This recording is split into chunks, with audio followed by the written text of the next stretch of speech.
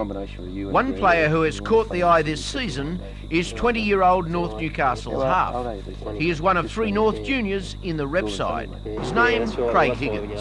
Enjoying it a real lot. In ways, I'm glad I didn't get graded in Sydney, and Norths are going quite well, and with the Newcastle team. Sure, and it's a good and a big advantage to have Greg Egar in the half with you. Yeah, well, me and Gus and I are great mates, and we work together on the field.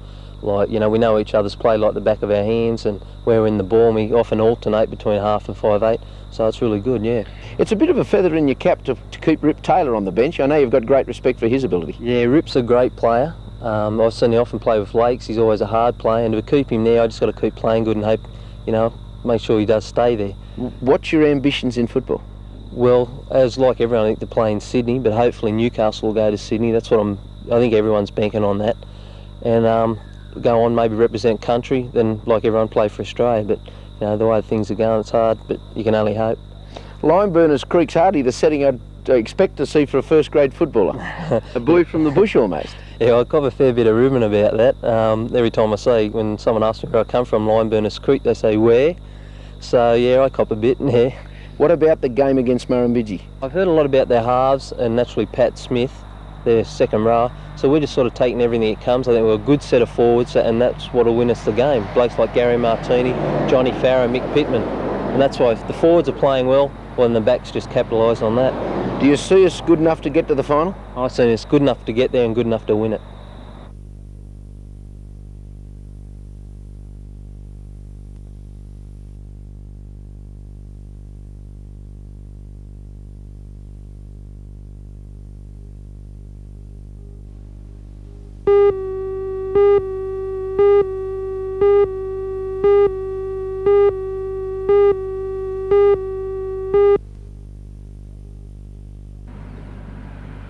Rosehill champion Dorothy Roach has won it 3 times and is this year trying to put 3 on end for the hat-trick.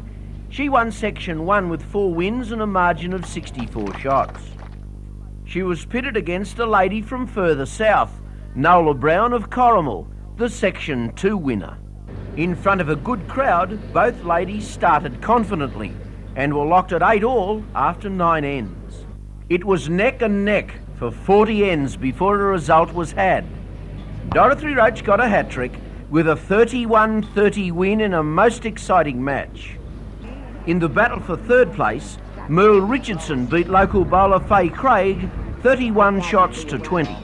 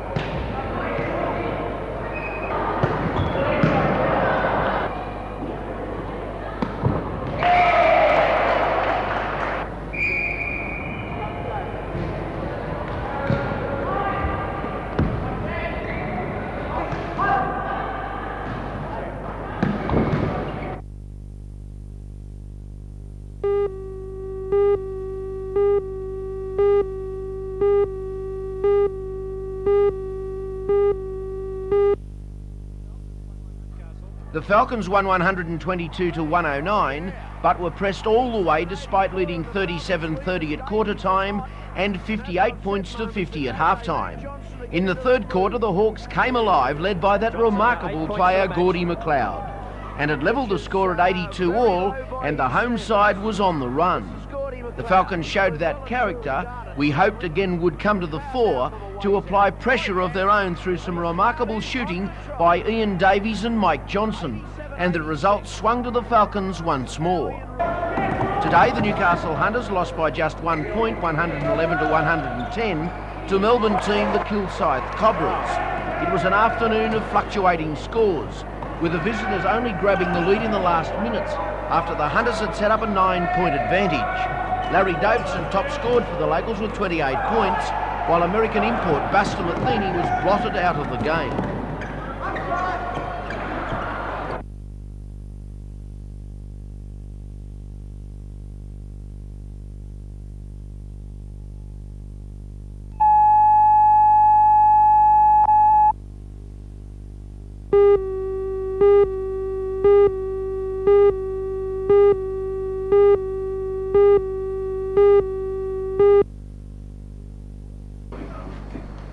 The Board of Directors of the State Bank held its meeting in Newcastle today as part of a series of meetings in country centres.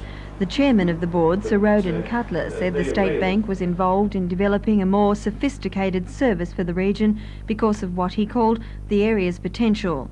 As an indication of that, Sir Roden mentioned plans to build a new branch at Singleton and Cardiff. Managing Director of the State Bank, Mr Nicholas Whitlam, said the bank was lending more for home loans than ever before.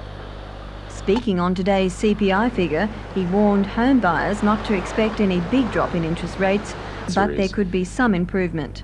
Over the next 6 months, the rate will tend to go down. That's for personal customers, small borrowers. Big borrowers might go up just a little bit in the short term, and then I think they'll probably stay there.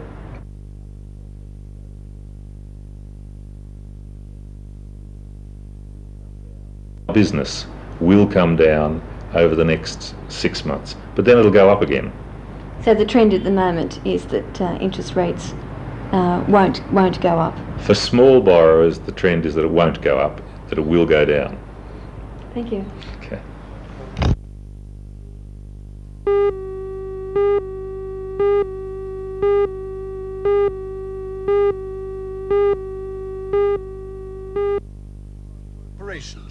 The in vitro fertilisation technique was pioneered by Dr. Carl Wood at Monash University Hospital.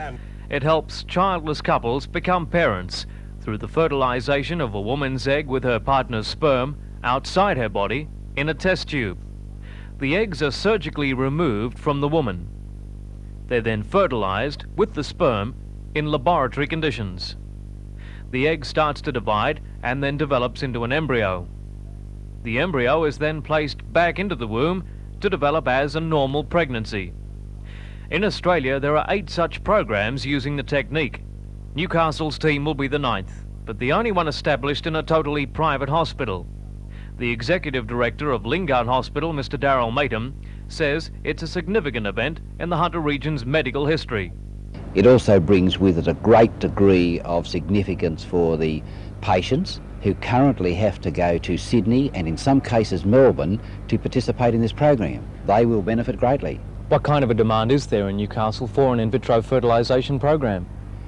We know right now of 140 couples who are registered on the Sydney program, and of those we know of in excess of 110 that have agreed to transfer over to the Newcastle program. One of the reasons Lingard won approval was that it could guarantee beds for patients at short notice, something the larger public hospitals could not. Timing is crucial in the IVF program.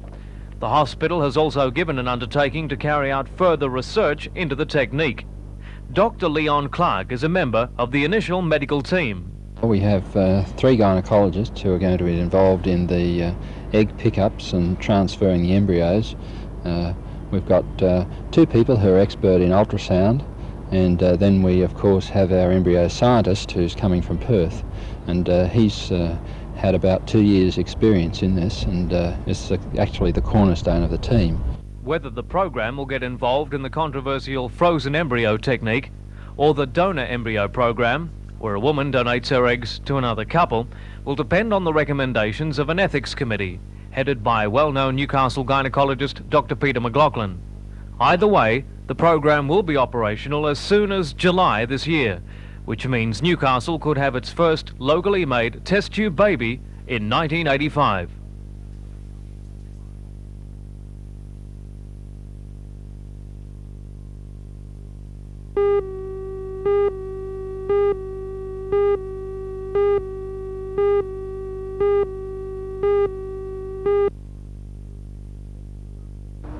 It was late this afternoon, after the screens around St James's Square had been removed and the area reopened to the public, that the police said they could now prove the shot that killed policewoman Yvonne Fletcher was fired from inside the bureau.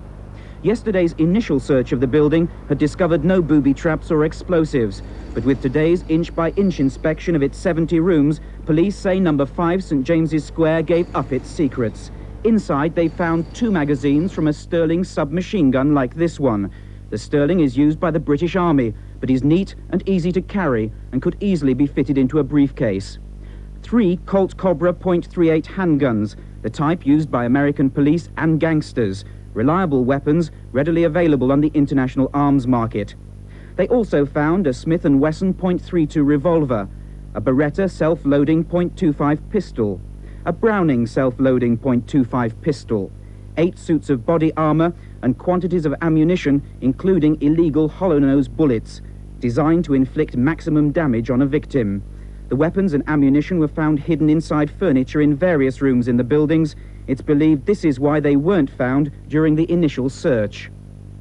The police have always believed the shots that killed WPC Fletcher were fired from one of these first-floor windows. Until today, they suspected the gunman fired out of the window on the right. Now they say there's proof he was standing in the left-hand window. In a corner of the room by the window, they discovered a spent 9mm cartridge. It had rolled out of sight, and police believe it was missed when the Libyans disposed of the other cartridges after the shots were fired. On a carpet beneath the window are powder marks left by a burst of automatic fire. An independent observer from the Saudi Arabian embassy was present when the evidence and the weapons were discovered. But the murder weapon was not found. The police are convinced it left the country in the diplomatic baggage that was taken from the bureau to Heathrow Airport and on to Tripoli without being searched. It's not known why the other weapons weren't taken out the same way. One theory is they may have been hidden long before the shooting by Libyans who were not in the bureau when the siege began. The police have now narrowed their suspects down to just 2 of the diplomats who left the bureau on Friday. The 2 men were singled out using information from bugging devices. The killer will probably never be named, but when his identity is established, it will be passed on to intelligence organizations around the world so they can follow his future movements.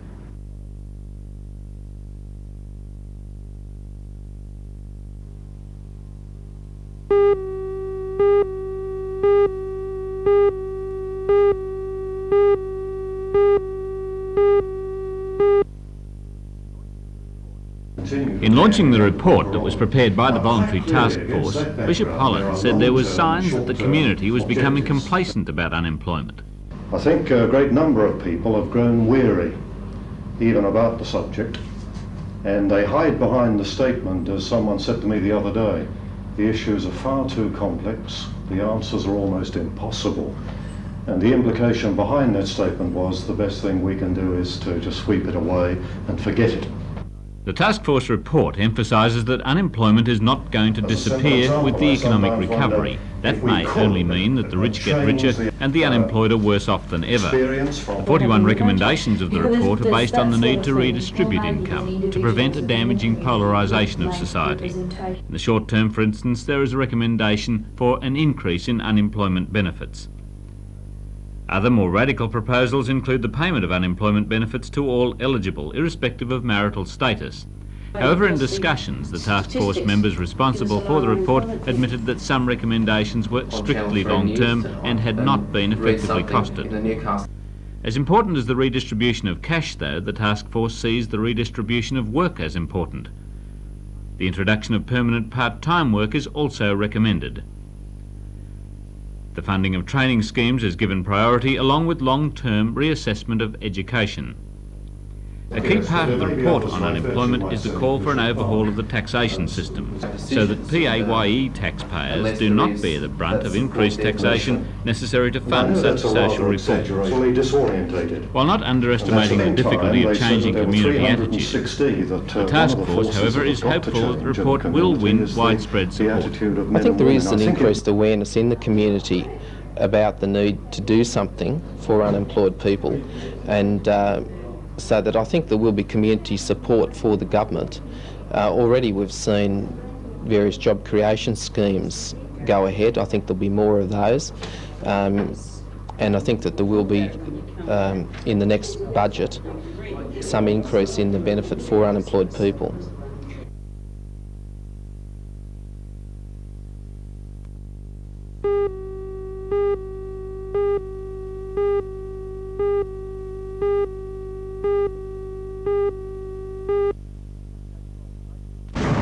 Year-old Davies is the only Falcons player to have won Olympic selection. Mike Johnson missed out. Davies, now in his third season with the Falcons, is unquestionably a class player. Los Angeles will be his second Olympics in the Australian team. In Moscow, he was the highest individual point scorer. But Davies says he's excited about going to Los Angeles because so many countries boycotted the Moscow Games. Moscow, as everybody knows, was the big boycott of most of the Western nations, and every country, I think, is going to be in this Olympics, so this will be Olympics for me where every country you play against every country, and it's good. They refer to this Australian side as the most experienced, if not the best ever. Do you agree? Sure. This is the fourth Australian team I've been on in 4 years, and by far it'd be the most experienced, the tallest, and all-around best talent, I think, of any other team I've been on. What worries me slightly, I suppose, is the fact that you haven't got that much time to practice together and get a combination to say perhaps even beat the Falcons. How much time have you got? Well, not much at all, as you said, John. We probably have about a week together before we actually leave Australia, and we go to San Diego for a week, and we train there for a week and have a few practice matches, and then we're right up in the Olympic Games.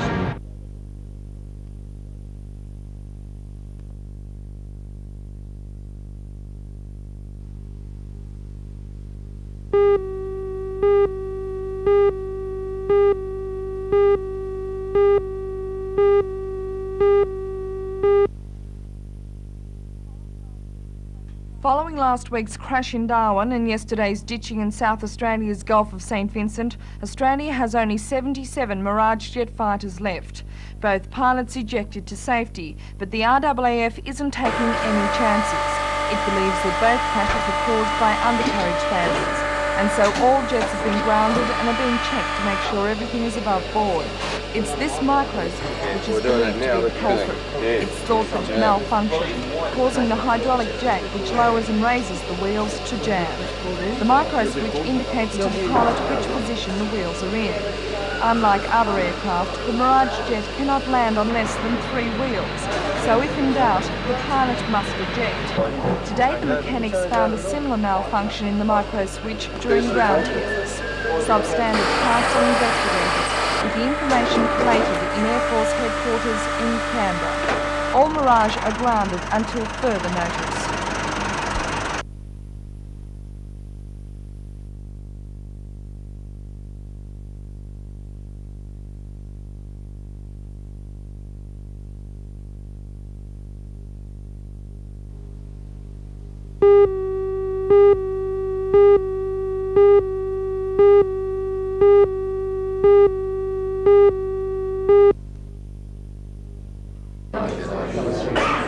Civic reception was held for the 18-member Adult Education Board, which was in Newcastle today for its first official visit. Chairperson Fay Lo Po said the train trip was an effective use of time and suggested it would be a good way for the board to hold further meetings while visiting country centres.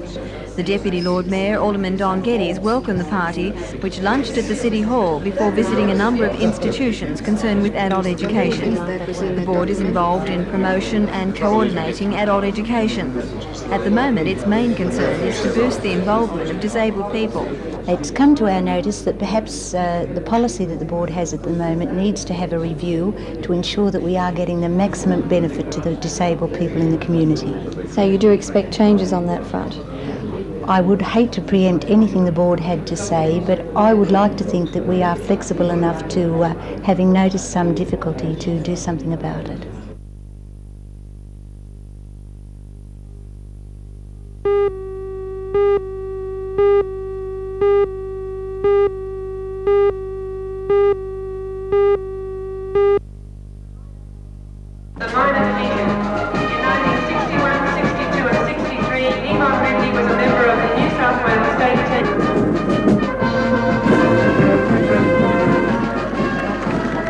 All the 3 New South Wales and any other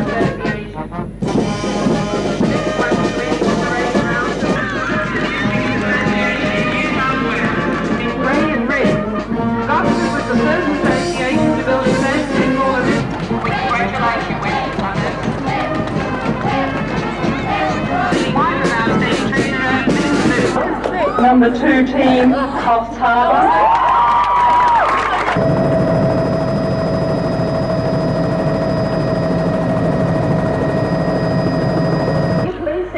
Main control. We are a little bit lost here without the telephone directory.